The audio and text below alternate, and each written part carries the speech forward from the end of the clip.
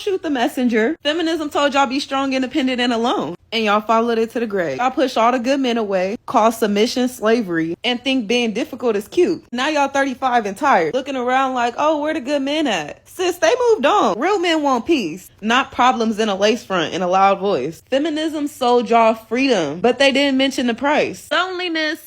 Look closely at these women. They're not outliers. They're the raw portrait of an entire generation that believed in absolute independence, the I don't need a man ideology, and is now facing the one fear no one talks about. Loneliness arrived before love did. While men were blamed for everything, toxic, immature, insensitive, the silent truth started to show up in their own videos. Crying, regret, emptiness, and a painful question. Why am I alone, and even though I did everything right? Dating is really hard.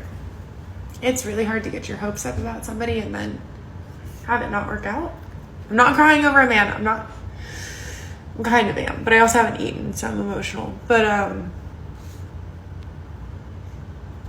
this is just going to be a really vulnerable post, I guess. I'm trying really hard to put myself out there.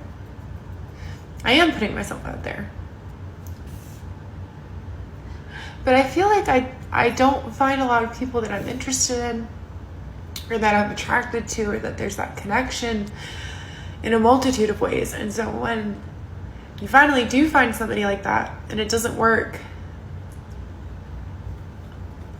I don't want to say I'm gutted. That's too strong. I'm actually okay. Despite this, I'm actually okay.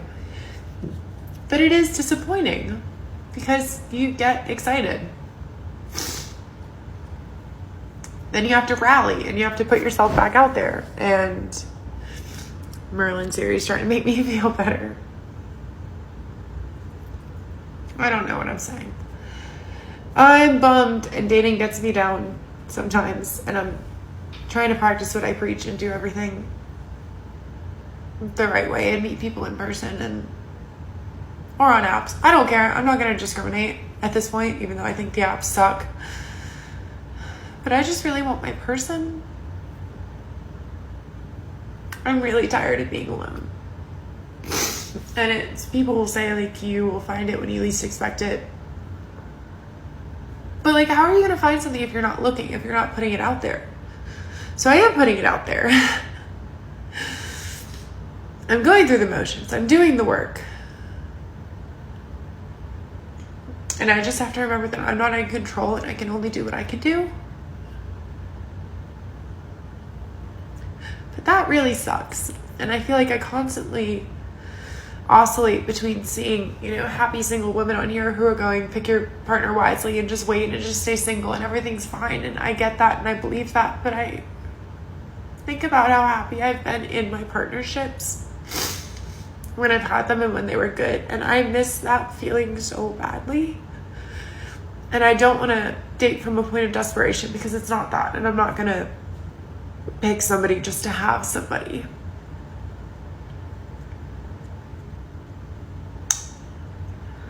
But I'm really tired. What I see is someone who was taught to keep her options open for years and now finds herself emotionally drained because she's realizing that real connection doesn't just appear out of nowhere. When you spend too long being overly selective, setting unrealistic expectations, and living in a constant cycle of maybe there's someone better, you get addicted to the disposable. And when someone finally seems worthwhile, you're so conditioned to instability that the breakup destroys you more than it should. The problem isn't a lack of men, it's a lack of focus, emotional accountability, and humility to build something real instead of waiting to be swept off your feet. Well, I'm going to be turning 39 a week from tomorrow, and I am still single.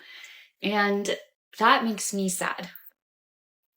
Even my own cats are running from me.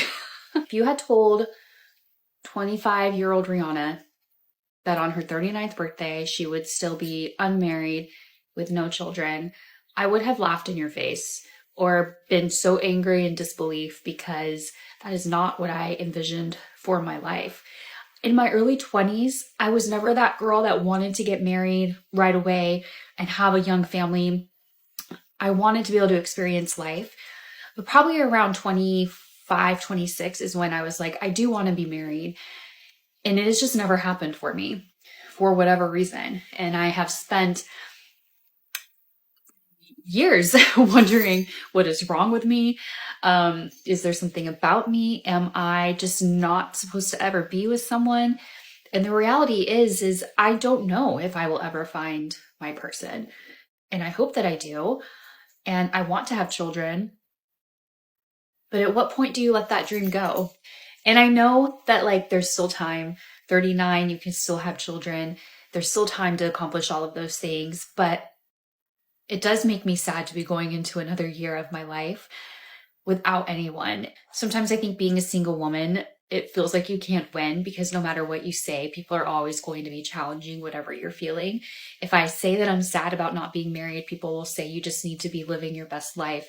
And there's a lot of married people who are unhappy and would do anything to be in your position. If I say that I'm happy and content with my life, there's the other group of people that say your life is meaningless and you will never know fulfillment.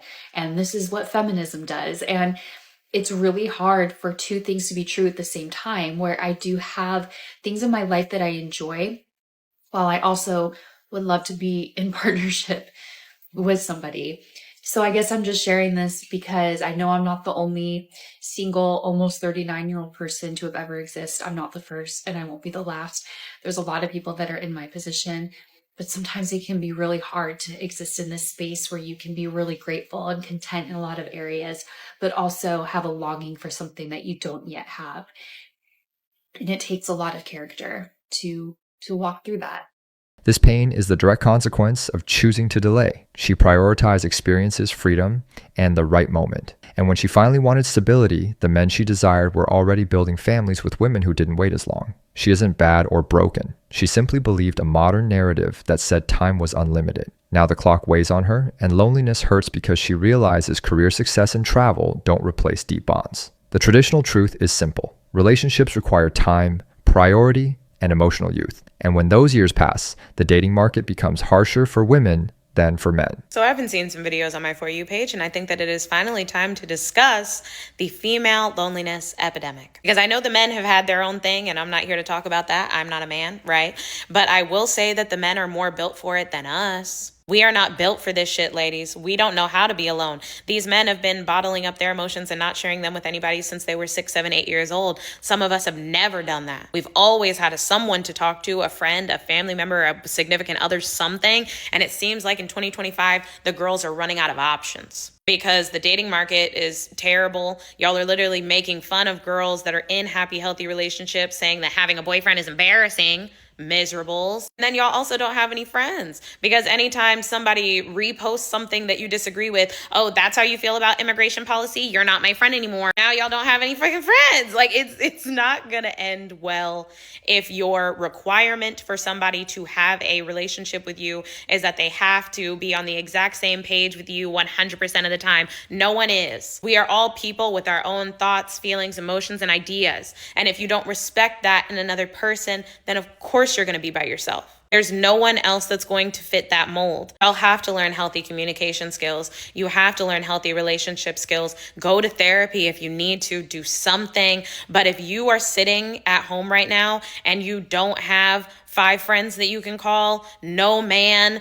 and your family members just don't get you, I promise the only common denominator in all of those scenarios is... She describes exactly what traditional men have known forever. Women were conditioned to rely on social validation, constant companionship, and emotional agreement. When they lost those pillars, relationships, friends, community, they discovered they never built the emotional resilience men were forced to develop from childhood. The result is isolation, intolerance for disagreement, and an almost childlike inability to maintain lasting connections. Female loneliness grows because many no longer know how to handle frustration, boundaries, communication, or conflict, the basic elements of any adult relationship. 46 years old. And while I'm getting ready for surgery and everything, it dawned on me. Hold on. I'm sorry.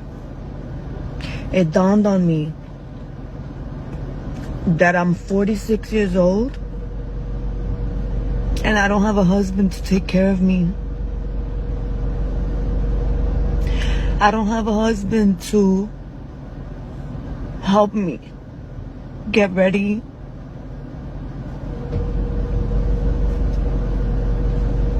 I'm 46 years old and I still need my mama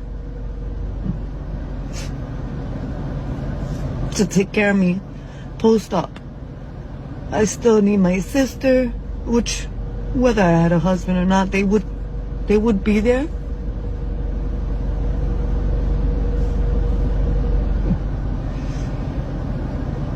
It sucks. Being single at 46 sucks.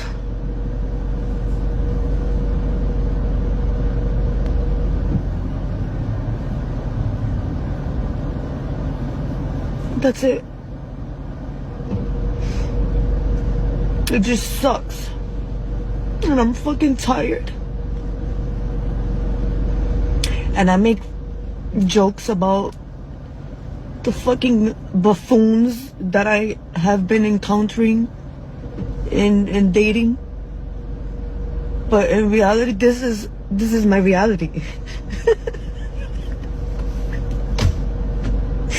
This is my reality. This is my reality, and those stories are the shit that's available, because all the good men have gotten married in their 20s and 30s because they're good men. I'm not blaming it all on men, because women are fucking shit. They fucking batshit crazy too. So, but this is my reality, not anybody else's. Yeah, that's all.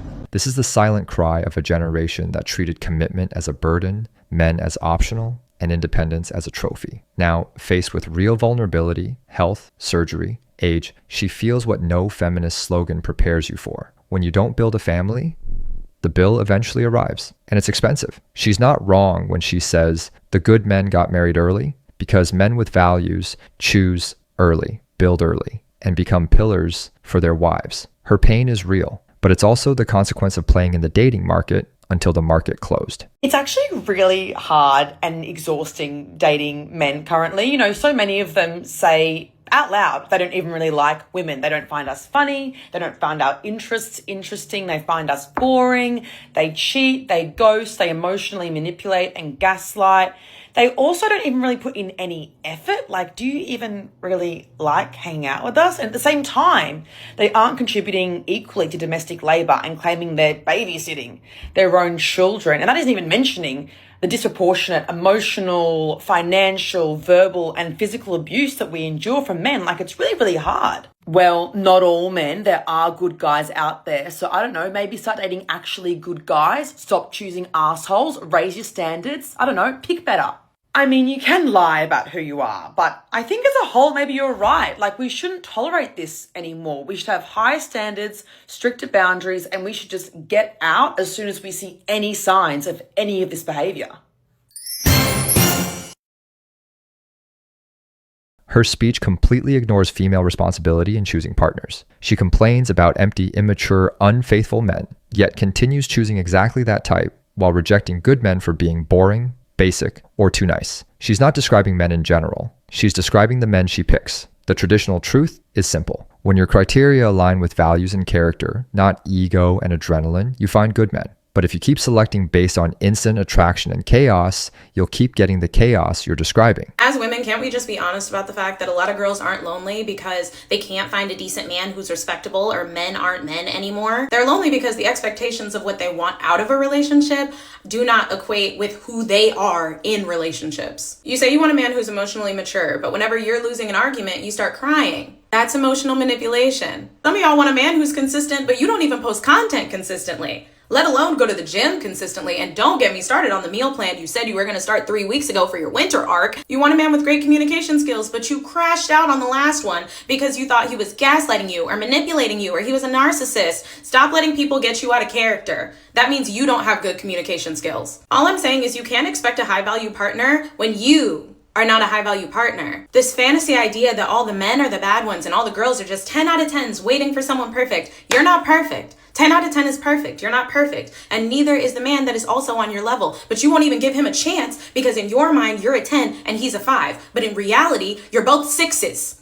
Sit with that. The uncomfortable truth here, ladies, is that the dating market and the men are not the only problem. For a lot of the girls, self-awareness is the problem, because you can't want better when you're not better. She's the only one saying what most are afraid to say. Many women are lonely because they want a man they themselves would never be able to attract. They want maturity, discipline, stability, consistency, but live in emotional chaos, don't follow through on commitments, get offended at everything, and demand perfection while offering instability. The dating market isn't broken. Expectations are. And loneliness grows because many refuse to look in the mirror and admit that the standards they demand from men are far higher than the standard they offer.